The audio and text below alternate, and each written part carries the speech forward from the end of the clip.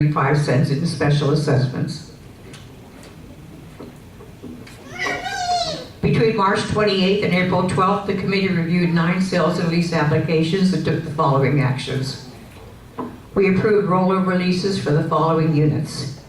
Zurich 3K, a 1-bedroom unit, $700 a month. Yorkshire 3J, a 2-bedroom unit for $1,000 a month. Zurich 1H, a 2-bedroom unit for $900 a month. Heidelberg 1R, an efficiency unit for $700 a month. Grenoble 3L, a 2-bedroom unit for $975 a month. Zurich 2Z, a 2-bedroom unit for $1,200 a month. We approved an annual lease for St. Moritz 1Q, a 1-bedroom unit for $850 a month. And we approved the following sales. Yorkshire 1N, a 1-bedroom unit for $59,000. All maintenance and special assessments had been paid in full previously. Interlaken 1V, a 2-bedroom unit for $70,000. No estoppel was received at the time of this report. The committee would appreciate a motion accepting the report of the committee and ratifying its actions. Question, Francis. Yes, sir. On the first Sales and Lease Committee, you have Heidelberg 1D, 1-bedroom unit, 23.5. Was that a foreclosure? I had asked previously in the last meeting to indicate foreclosures, and you said that you would. I said I would try to, and Yeah. I don't always get that information. Okay. Do you know whether that was a foreclosure? But talk about Grenoble? The last one, Heidelberg 1D. Oh, Heidelberg 1D is a very special case, Jerry, as a matter of fact. It was purchased by somebody who's not going to be living in the unit, and it was purchased by them in order to, the current owner of the unit is in his 90s and has had financial reversals.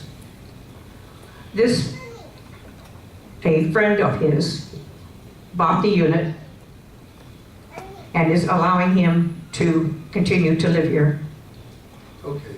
That gives me an idea of how to evaluate the price. Yeah, Because the other prices are very significant. Positively, that's a negative, and that's why it made me think it's a foreclosure. But if it's an in-house deal, yes, then I understand. So I just wanted to be clear. And say, in addition, they paid the over $5,000 in the assessment too, which makes it a little bit better. But that is the circumstances of that sale. Again, I'm going to ask the same question because the 23.5, we recovered 5,000. Is that in That's addition? extra. That's extra. So basically, the buyer paid 28 for it. Correct. Okay. Thank you.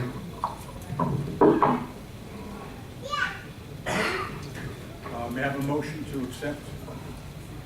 I make a motion to accept Sales and Lease Committee minutes.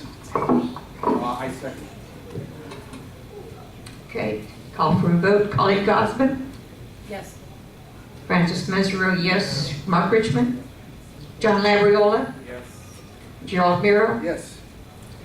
Marvin Tao? Yes. Unanimous vote. Thank you. Can we go back to the minutes now, or did we resolve that? Did we get the new minutes? He's getting them now. Oh, okay, then we'll wait. Thank you. Mr. President, the next vote, the next on the agenda is the revote on the Marseille rear access door. May I have a motion to rescind the association's awarding of the contract to automatic entrances in the amount of $3,588? I so move, Mr. President. I so move. May I have a second? Second. John. Second, Mark.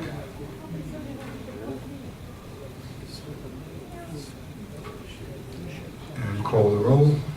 Colin Gosling? Vote to rescind? Yes. Francis Mesereau, yes. Mark Richmond? Yes. John Labriola? Yes. Gerald Miro? Yes. Marvin Tao, Yes. unanimous. Okay, what you've just placed in front of us is a rewording of the section of the management report as far as projects are concerned. That was actually, I'm sorry to interrupt, that was the addition of the minutes that, the correction of the minutes that Francis had sent out via email. Right, okay, the minutes.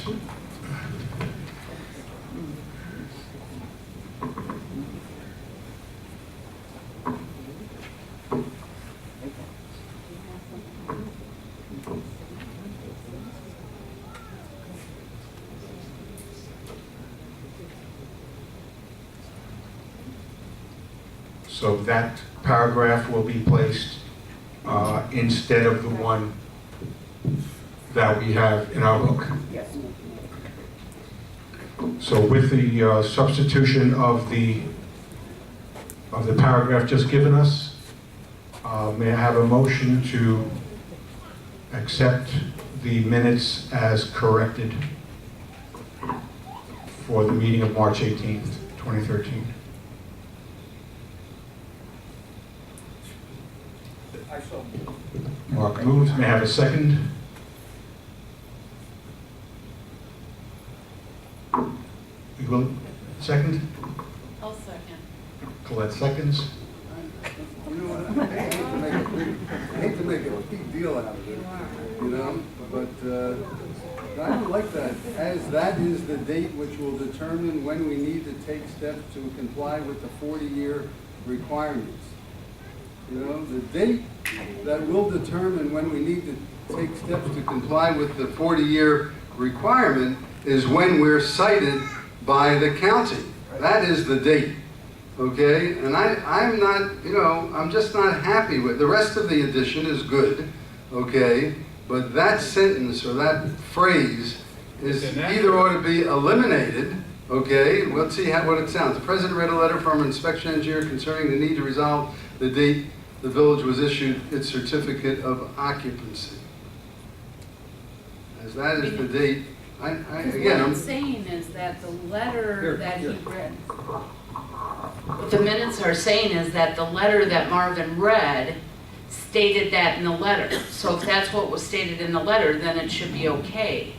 Whether we agree or not, what that sentence is saying is, he read the letter, and in that letter, this is what it said, period. Then the rest of it is the other stuff. Exactly. yeah. The only thing is, we should include in that the fact that it was brought up that while that's what the letter said, it is our understanding that the date that the 40-year study needs to be begun is the date that we're notified by the county.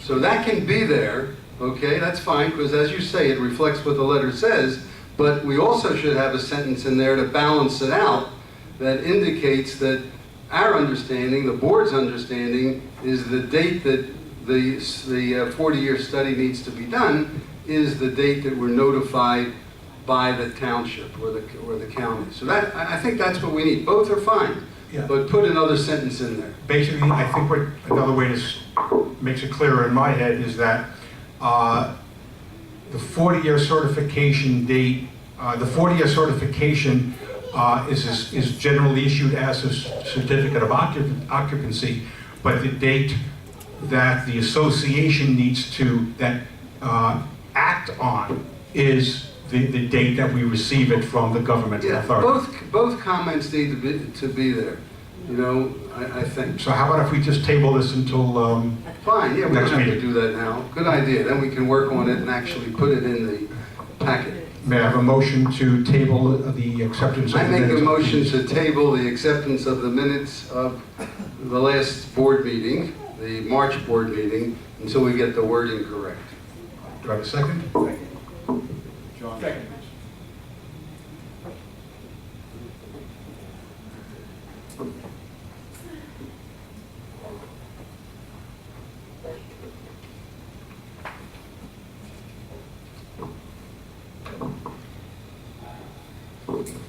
Okay, motion to table the acceptance of the minutes of March 18th meeting pending clarification of language.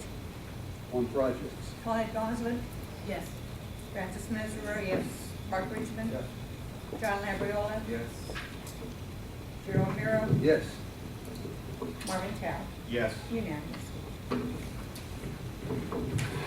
Next item is the item tabled from last month's meeting dealing with closed washers inside units.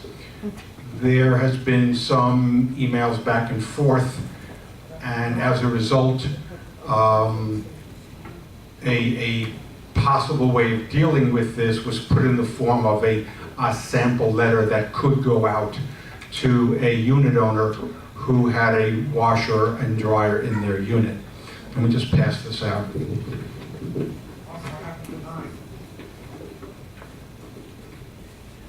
We did that. Yeah, we did. Yeah. We Was voted your to name? rescind. I don't think we voted to rescind. We didn't vote to, I don't believe we voted to do it under the new circumstances of owner paying. Didn't have to, we're That's what it just is. rescinding the contract. Oh, and we don't have to do anything? No. That's what this, Yeah, it's totally up to the unit owner if the unit owner wants to pursue the matter. Thank you.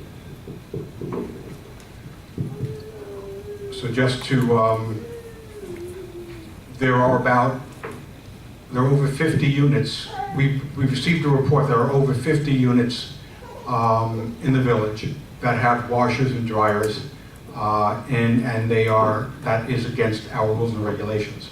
And we've had various complaints about that too.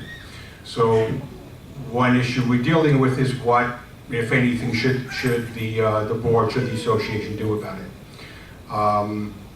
One possible thing is to send the unit owner something like this. I'll just read this sample possible letter. Dear unit owner, according to our records, you have a clothes washer and or dryer in your unit in violation of section 1, number 20 of our rules and regulations. We require that the equipment be removed. In lieu of removal, you shall agree to the following. Only one washer up to certain capacity, only one dryer up to certain capacity. Allow the association to certify that the electrical and plumbing are sufficient to handle the extra load. Indemnify the association against damage to common property. Pay X dollars a month as fair payment for increased water consumption. Agree to operate the machines so as not to disturb your neighbors. Agree not to operate the machines between the hours of 10 p.m. I made just a couple of notes and some questions.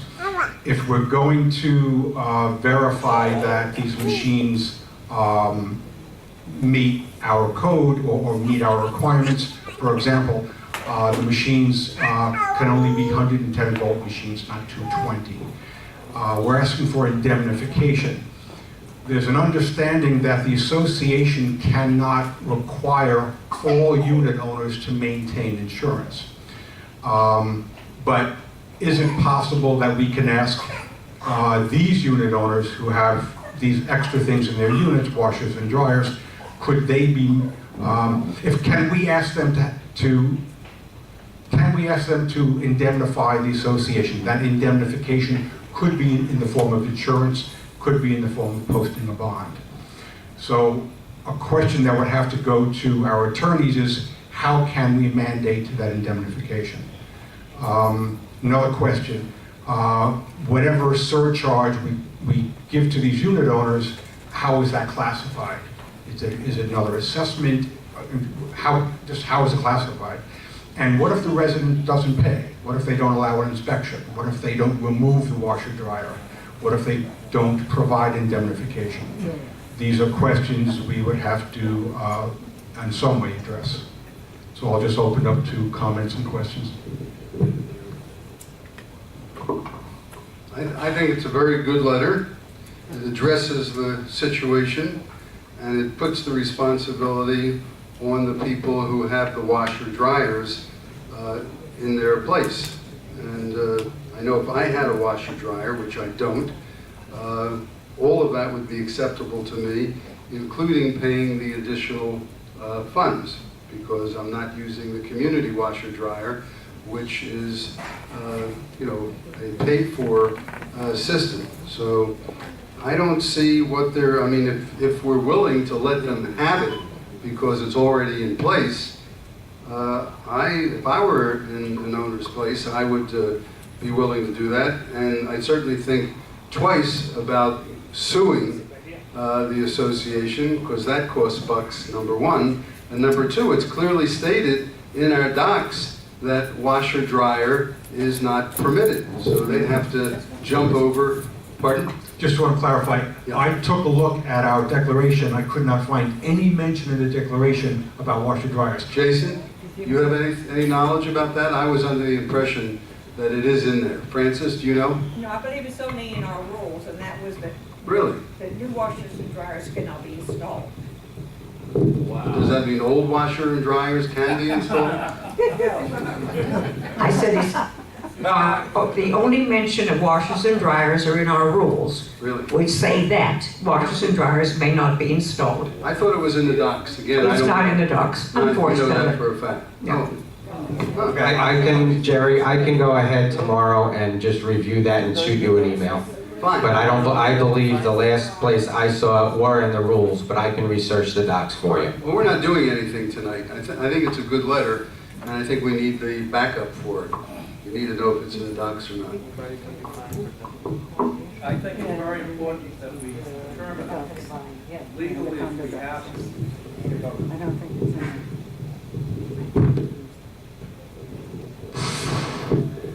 I think it's very important, before we go, first of all, I have no idea how after lying dormant for 10 years or 20 years, this question suddenly arose.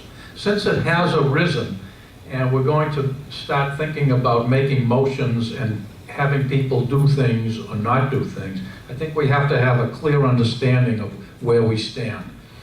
A few years ago, we were requested by our manager for everyone in the village to bring their insurance policy in and have it documented that we had insurance. A year or two later, the state, in its infinite wisdom, decided that no one needed to have insurance anymore in their condominium. The question now remains, are we to allow people who have their washers and dryers or whatever in their apartments, which they're not supposed to have, to be able to not have insurance, not indemnify anything, and have all kinds of floods happening because a line breaks? Two apartments below are ruined, and all the walls of the condominium are ruined, and we have essentially, if they don't have much, no recourse to the people. Ergo, I think it's very important for us to find out what we can do vis-a-vis the proposition that since the state has nullified the necessity for condominium owners to own insurance, whether we can, in Mr. Miro's best wording, because of good business judgment. Is that the right word, Jerry? Because of proper business judgment? Okay, because of good business judgment, whether we can indeed ask people to have insurance in spite of the state's indication that people don't need insurance. So that's a legal question that we have to have answered. And I don't think anybody can make any statements about the washer-dryer situation until that question is resolved with some sort of legal opinion that we can stand on. Thank you. The reason, Mark, that the subject came up is that I witnessed a unit that had recently been foreclosed and was sold, and it was being remodeled, and I witnessed a washer dryer going into that unit. A brand new unit and brand new owners, and I have the facility for a washer dryer too in my place, but I wouldn't put it in there because I understand it's not legal. And here, there's a brand new owner and a brand new unit putting a new washer dryer now. You know, the Did you good. notify the office of? I did notify the office, of course. Nothing that I know of was done. And the good news, though, is that it was on the first floor. And certainly on the first floor, the first person that's going to be harmed is the user himself. not any neighbors downstairs. But that's how that topic came to the forefront. Why was that person allowed to bring in the washer? I have no idea. I only saw it. I only saw it. I don't know why. I didn't, and I just reported it, and I don't know. That was it. Then I dropped it. But I brought up the bigger subject, and since we checked all the units out and we know who has washers and dryers, I think it needs to be addressed. That's the reason it came up after so many years. I think the minor issues are basically what capacity washers and dryers and how much, and if we're going to go through this, how much to charge them per month. The big issues are what Mark said, there has to be a way for these unit owners to indemnify the association. That's mandatory. That has to happen. And then we have to understand what our recourse is if the resident doesn't pay the amount, doesn't allow inspection, doesn't remove the washer dryers, doesn't provide indemnification. What recourse does the association have in these instances? So I would propose that this matter be basically tabled and that it be presented to the attorney to get an opinion. Because it's one possibility if a resident who has a washer dryer chooses not to obey whatever rules we put in place, it's going to cost us something to pursue the matter. So I would suggest we table the matter and present it to the attorney for an opinion. You're making a motion. I look at it a little differently. No doubt. I think the right and wrongness of it, okay, there's no reason why I shouldn't be able to have a washer dryer and 50 other people should be able to have it if I want it, okay? And so I think to address that inequity, the board should pass this. I mean, we have to look at capacity and there's things, details we have to look into, but basically we have to address it, we have to pass it, and then put the burden on the unit owner that wrongfully has the washing machine, and if they want to come after us, let them hire the lawyer. We're already spent hundreds of thousands of dollars in legal fees, and it looks like we're continuing to spend hundreds of thousands of dollars in legal fees, and I think that needs to stop. Place the burden on the people who are doing the wrong instead of trying to go to the nth degree to find out if we're doing something right. We're doing something equitable, and that's good enough. We're insured as board members. No one can come after us and sue us or do anything to harm us. We're doing something that's equitable, that's fair to, if there's 50 people that have it, that means there's 775 or 790 people who don't have that opportunity. So I don't know why we get involved with lawyers all the time. They're the necessary evil. That's something we get involved with at the end, not in the beginning. Let the person doing the wrong hire the attorney. We don't need to hire the attorney. We're insured, we're doing something equitable, something that's right, and that's all we need to do. We don't have to protect our rear end. I'll just, I'm not sure I agree with that. Of course. okay, if we take an action and require a resident, unit owner, or tenant, or just a resident to do something, and they choose not to do it, what recourse do we have? We have recourse for fines.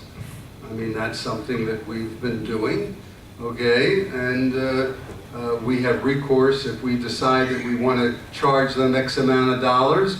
We can continue charging them, and they're not paying, and so they lose the right to use the clubhouse if they're not paying. The pressure's on them. The pressure's not on us, especially if it's equitable. Why should they have their washer and me not have a washer if I wanted it? I don't think the equitable, to me, as far as I'm concerned, the equitable issue is that's true on its face. That's not the issue. to me, the biggest issue is there is the potential for damage to common area.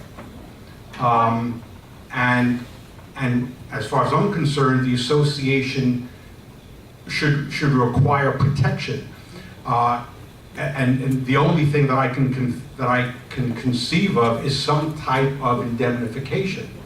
That this person, if this person's negligence or whatever causes damage to the association, they're made to pay to bring us whole.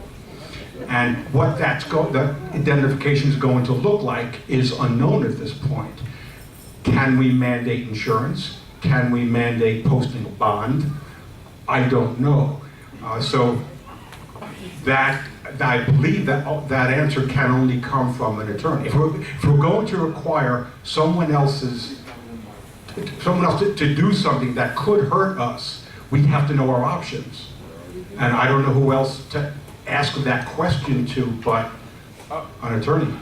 Well, look, my opinion is, if it's equitable, I think that's important, and I say do it fairly, and we only need to get into lawyers when it's called in question.